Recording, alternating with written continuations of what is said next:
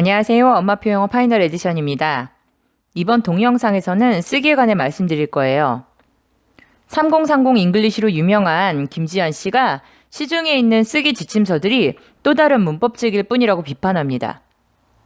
다수의 단행본 서적들을 검토한 결과 모두가 그런 건 아니었지만 김지연 씨의 비판에 동의할 수밖에 없겠더라고요. 쓰기라는 제목은 가지고 있었지만 정작 내용은 문법 설명인 경우가 많았으니까요. 또 한 가지 말씀드리자면 쓰기와 관련한 많은 서적들이 일기쓰기라는 제목을 가지고 있었어요. 저자들이 일기가 부담 없이 또 쉽게 쓸 수 있다고 생각했기 때문이거나 초등학교에 들어가서 글쓰기를 처음 배울 때 했던 활동이 일기쓰기였기 때문인 것 같습니다. 자, 동영상 시작하도록 하겠습니다. 쓰기에 있어서 문법과 일기의 문제를 짚어보도록 할게요. 우선 문법에 대해서 생각해보죠. 문법이 중요하지 않다고 감히 말씀드리긴 어렵습니다. 중요하지 않다기보다는 중요한 부분인데 너무 서둘러 가르치거나 아니면 너무 전문적인 부분으로 빠져들어가는 것을 조심해야 한다는 말씀을 드리고 싶어요. 일전에 말씀드린 미국 교육부 산하 연구기관인 IS에서 초등 저학년 학생들의 글쓰기 향상을 위한 지침서를 발간했어요. 이 지침서는 문법 교육을 강조하지 않고 있어요. 전혀 언급하지 않았다고는 말씀드리기 어려워요. 그렇지만 구두점을 찍는 것 정도를 언급하고 있지 한국과 같은 해설식 문법을 아이들이 별도로 익히도록 독려해야 한다고는 되어 있지 않습니다. 원어민 초등학생들에게도 강조되지 않는 문법이 한국의 초등학생들에게 강조되어야 할까요? 쓰기 위해서 문법부터 알아야 한다는 발상은 잘못된 거예요. 탐킨스는 아이들이 글을 써봄으로써 글을 배운다고 합니다.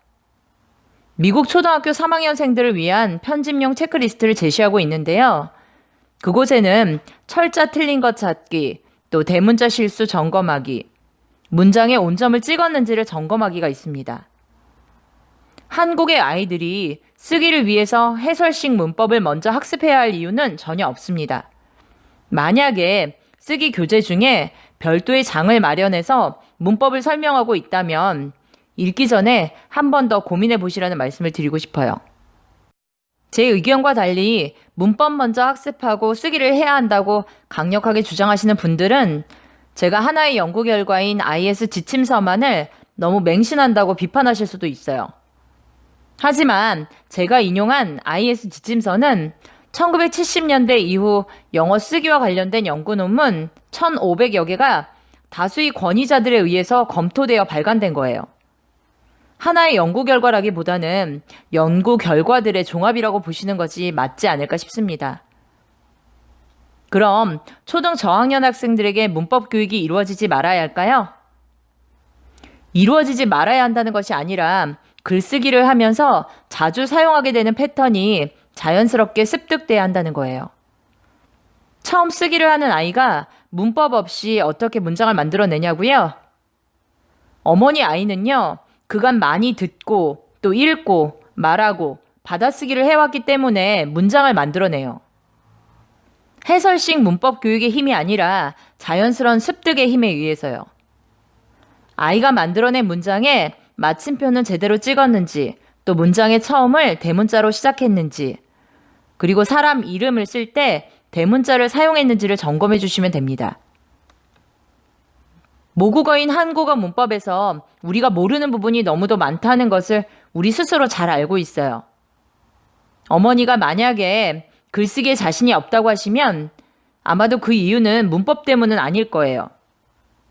쓸 내용이 마땅치 않거나 글을 많이 써보지 않았다거나 남에게 나를 보여주기가 쑥스럽다거나 기타 등등이 아닐까요? 문법은 그 가운데 포함되지도 않거나 순위상 마지막의 어딘가에 있지 않을까 합니다. 초등학교 아이에게 외국어 문법 학습을 시켜서 문법적 오류가 없는 문장을 써내도록 하는 것은 무리일 거예요. 이제 일기에 대해서 말씀드릴게요. 영어로 일기 쓰기가 쉬운가요? 저는 한글로도 일기 쓰기가 쉽지 않던데요. 초등학교 때 가장 하기 싫은 숙제가 일기였어요. 어머니는 어떠셨어요?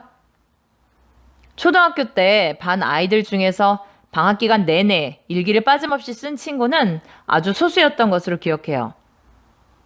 그 소수 중에서도 선생님한테 혼날 것이 두려워서 일기를 채운 친구들을 제외하면 과연 몇 명이나 일기라는 과업을 즐기면서 마쳤을까요? 영어로 일기 쓰기를 통해서 영어 글쓰기를 잘하게 될 확률은 그다지 높지 않을 것 같아요. 한글로도 하기 싫은데 영어로 하라면 더 싫겠죠. 일기에 쓰이는 문장을 영어로 표현하기는 그다지 쉽지 않습니다. 미국 아이들은 영어로 일어난 사건을 영어로 쓰기 때문에 다소 쉬울 수 있겠지만 한국 아이들이 한국의 생활 속에서 한국어로 일어난 일을 영어로 옮긴다는 것은 쉽지가 않죠. 적절한 영어 표현이 떠오르지 않는 거예요. 그래서 일기에 쓰이는 영어 표현을 별도로 암기해야 돼요. 그런데요, 표현만이 문제일까요? 한국말을 영어 문장으로 옮기려면 적절한 구문을 만들어내야 하는데 그것도 어려워요. 그래서 영어 일기 쓰기 책들을 보면 적절한 구문 예시들이 나와요. 일기 쓰는 것도 지겨운 마당에 영어 표현과 구문까지 찾아서 영어 일기를 쓰라고 하면 아이가 어떤 생각을 할까요? 만약에 아이가 한 일주일 하다가 자지러지면 우리 아이가 참 정상적이구나 하시면 됩니다. 다음 동영상에서는 일기 쓰기의 대안으로 보다 효과적인 쓰기 방법에 관해서 말씀드리도록 하겠습니다. 도움이 되셨다면 좋아요, 구독 감사합니다.